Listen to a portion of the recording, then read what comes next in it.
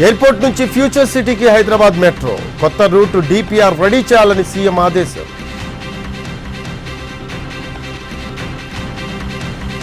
ఏపీలో నేడు పనిచేయనున్న registration office ప్రత్యేకంగా 5,000 చెల్లించకుండానే ప్రక్రియ.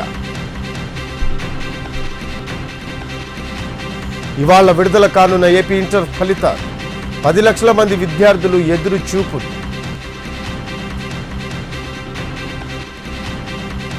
అన్నాడీఎంకే బీజేపీ మధ్య కుదిరిన పొత్తు.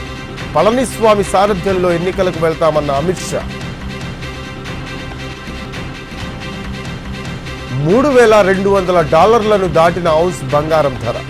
భారత్లో తులం 96,000. హనుమాన్ జయంతి సందర్భంగా ఆలయాలు కిటకిట. కొండగట్టు అంజన్న సన్నిధికి భక్తుల బారులు.